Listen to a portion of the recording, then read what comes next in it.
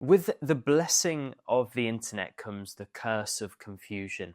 Something I've noticed that there is so much information out there with regards to meditation and how to go deep, the types of meditations you should be doing, the types of visualizations you should be doing, and it creates a lot of confusion. Many people come to my online school because they're just so overwhelmed with all the different information out there, and they just want clarity on what meditation they should be doing, how they should do it, how long they should do it, and just simple advice on how to move forward. So in today's video, I'm going to be explaining how the 1% meditate.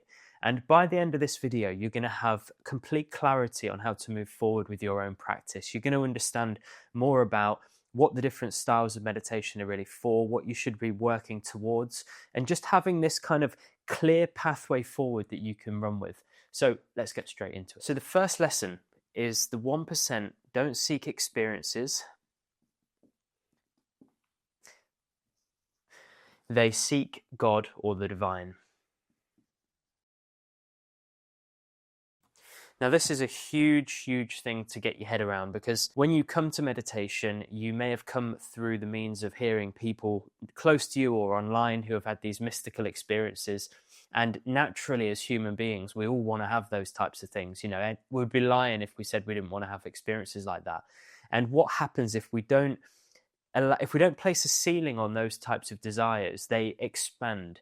And what happens then is that we end up meditating for the wrong reasons. We meditate on the experiences or for the experiences, and we forget about the reason that we actually decided to meditate in the beginning, or the reason that we are meditating, which is to know the divine. It's to grow into who we really are, to merge with God. So the 1% understand that experiences are amazing gifts. They're amazing signs of your progress, and they should be relished and enjoyed, and you should express gratitude for them. But you should never, ever attach yourself to an experience, and you should always strive for the divine. Rather than another experience or a greater experience, strive for the divine.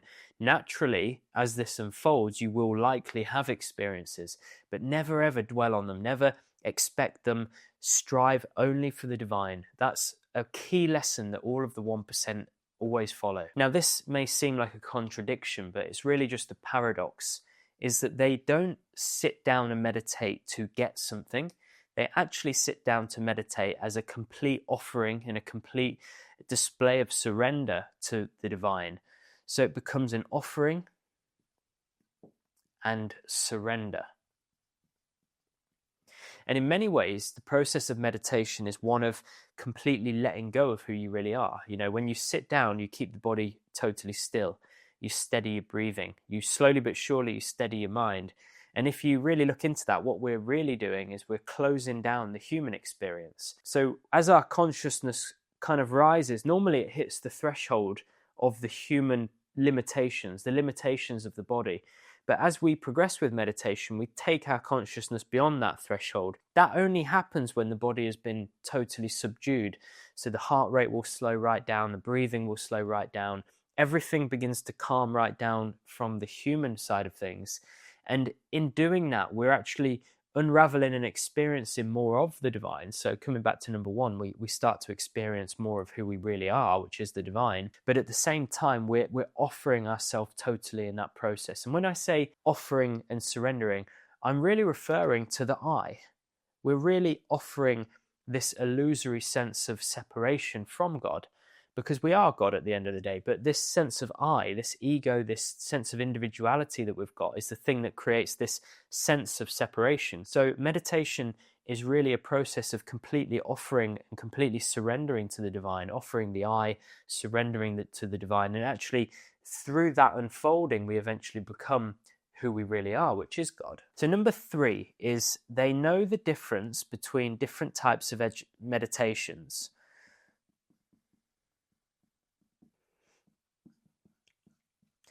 And what I mean by this point is that you will go online and you'll see people like the amazing Dr. Joe Dispenza, who shares all of his healing meditations. And then you'll come onto my channel and you'll see me talking about meditation and talking about how it is a form of, or a tool to realize God.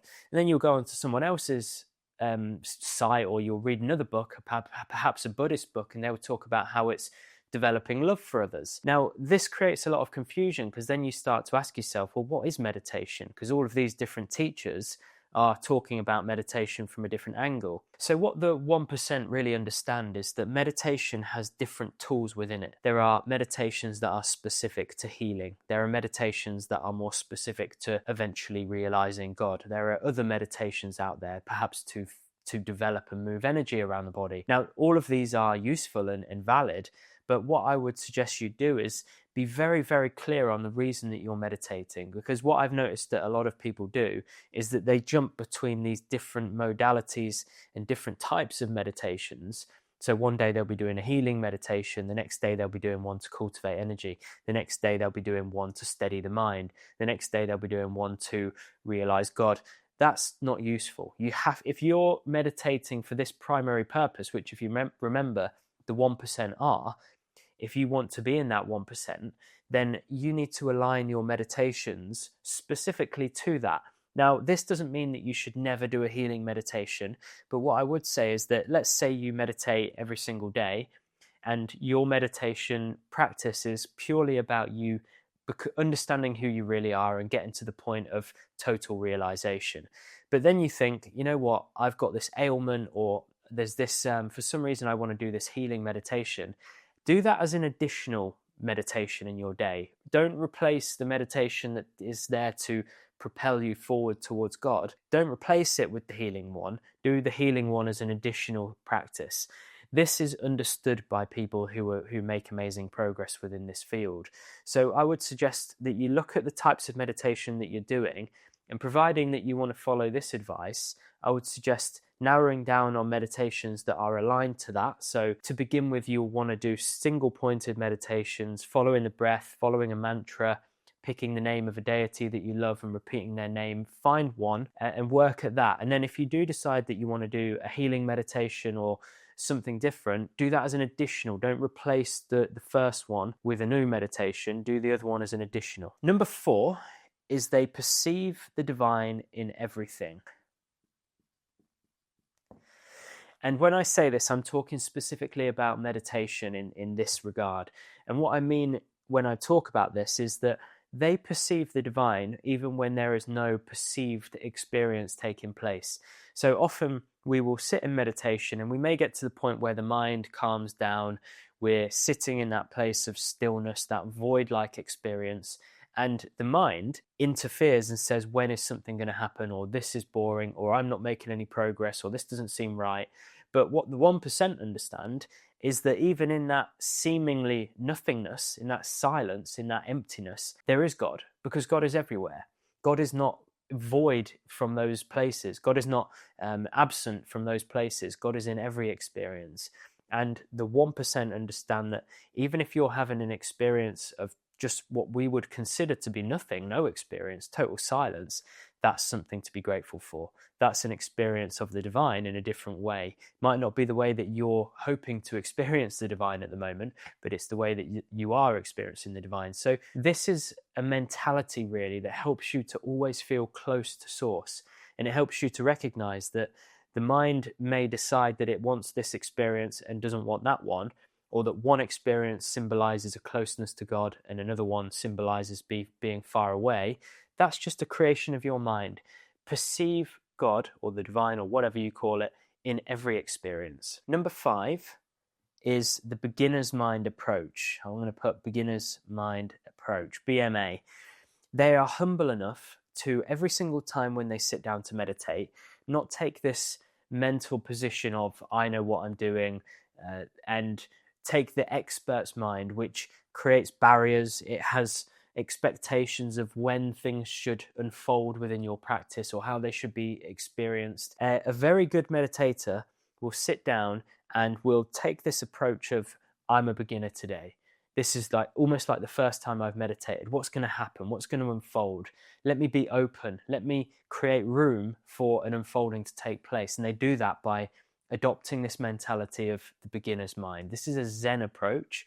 It's very, very good for meditation to take this approach. So I would highly recommend that the next time you sit down, just kind of mentally in your mind, put yourself in a place and imagine that it's your first time sitting down to meditate. what would you be like? You wouldn't know what to expect. You wouldn't have expectation because you wouldn't know what's going to come. You would be very open. You would enjoy every little thing that you experience because it's all new. So try to take the beginner's mind approach. Number six rather, is intent. The best meditators meditate with a very strong intent, and they develop their motive. So what they recognize is that the quality of the meditation can be determined by the level of intent that you carry into the practice. Let me try to break that down a bit more. The motive that we go into our practice with is like the subtle energy, the subtle driving factor, the driving force behind why we're really doing something. And that intent is the thing that makes the biggest difference. So a way that might make it more understandable for you is if you think of prayer. If you pray just out of habit and it's got no feeling behind it, that's fine, but it's not as strong, it's not as deep and powerful if you were to sit there and you really tap into an emotion or a feeling and develop that energy behind it. You know, if I was to do a world peace prayer and in my mind I was to think about different people around the world who are really going through hardship, and I was to feel the compassion for them and feel this real inner deep desire to actually want to help them, and I prayed from that place, that's got much more intent behind it. There's much more energy behind the intent. So when we're talking about meditation and I'm talking about intent here, I'm talking about carrying more energy into your practice. So coming back to, again, to this first one, which is you're meditating to get closer to God, to experience God. Try to, before you sit down to meditate, tap into that intent. And you might find it easier to do it if you can become more grateful for the divine, if you can think about all of the amazing things in your life and recognize that they've all come from the one source, God, and be grateful, develop that gratitude. That's like the foundation of it. And from there, you can start to tap into this sort of deeper energy that you will carry in. That really, really helps your practice. And honestly, 5 minutes of meditation with a really, really strong intent, really, really with that love and energy behind it, as opposed to an hour of meditating and not really being that involved, you're just doing it to sort of tick the box that day. That is much more powerful and will take you much further than the hour-long meditation where your mind is bouncing around and you're thinking of other things. So the 1%, they harness and work on and really refine the motive behind why they're meditating. And each and every day, they will try to conjure up a bit more energy for it, a bit more love for the divine, a bit more love for the process. So I would highly recommend that you write these down and really meditate on them if you need to, try to understand them a bit more deeply. But if you can follow and implement these different points that I've made here, this will make an enormous, enormous difference to your practice, the quality, and ultimately the depth of your meditation practice. If you do need help with it, I've got an online school. It's an amazing, amazing space. I'll leave a link in the description below. I teach a lot of different techniques of meditation. You've got the support of myself and an amazing community. You can ask questions and share your experiences and all that type of stuff. So feel free to check that out if it's of interest. But failing that, I'll see you on the next video. Thanks a lot.